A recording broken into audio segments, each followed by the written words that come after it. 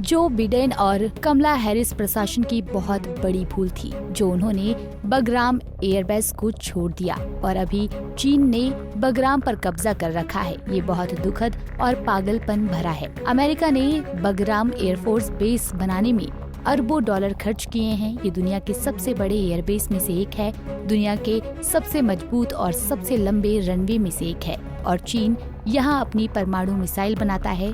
वहाँ से महज 1 घंटे की दूरी पर है।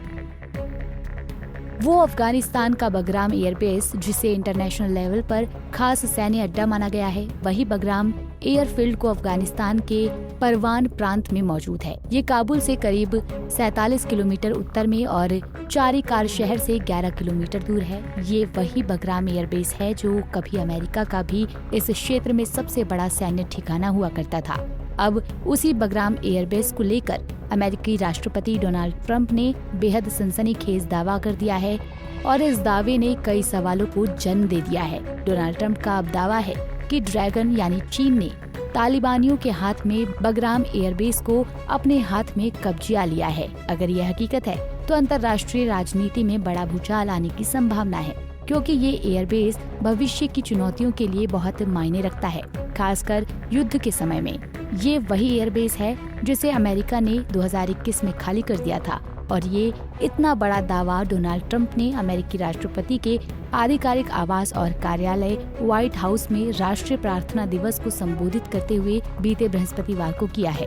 12,000 फीट रनवे वाला 78 वर्ग किलोमीटर का विशाल बगराम एयरबेस को लेकर अक्सर विवाद खड़ा हो जाता है।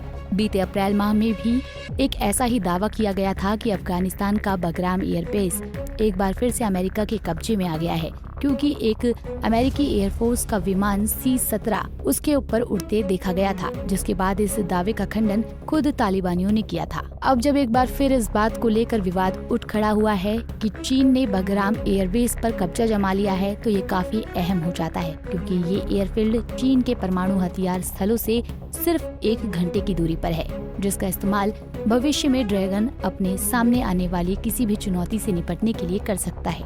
इतना ही नहीं, दुनिया के नक्शे में अमेरिका के बाद दूसरी सबसे बड़ी शक्ति माने जाने वाला चीन बगराम एयरबेस पर अपने कब्जे को, अपने बढ़ते वर्चस्व को दर्शाता है। शायद इसलिए भी ये बात डोनाल्ड ट्रंप को रह रह कर खटक रही है।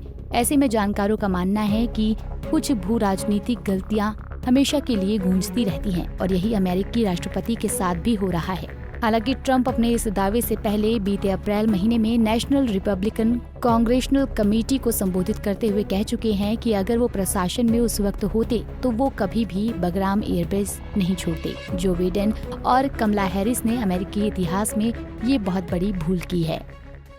Afghanistan disaster would have never happened. Most embarrassing moment in the history of our country. Not leaving. I was going to leave. I'm the one that got them to a point where they could leave, but I was going to keep Bagram, the air base, one of the biggest in the world. I was going to keep it, not for Afghanistan, because it's 1 hour away from where China makes its nuclear weapons. Wouldn't it be nice to have it? You know who occupies it now? China occupies it now. Can you believe how stupid this guy was?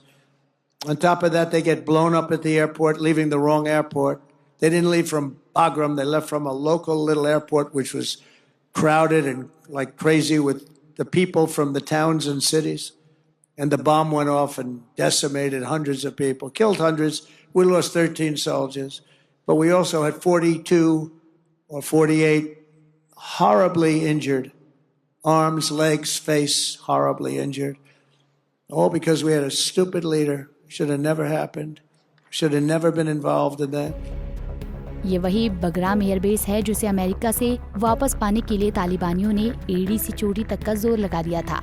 इतिहास के पन्नों में मिलता है कि इस airfield का उपयोग सोवियत संघ और अमेरिका सहित विभिन्न देशों की सेनाओं द्वारा भी किया गया है। इस एयरफील्ड से सैन्य अभियान, आपूर्ति और लॉजिस्टिक संचालन किए जाते हैं। यहाँ का रनवे इतना बड़ा है कि बड़े बम वर्षक और मालवाहक विमान भी आसानी से उड़ान भर सकते हैं। लेकिन अब ट्रंप के दावे में अगर जरा सी भी सच्चाई है कि चीन ने बगराम एयरफील्ड पर कब्जा कर लिया है, तो ये अमेरिका और दुनिया की सुरक्षा के लिए चिंता की बात है।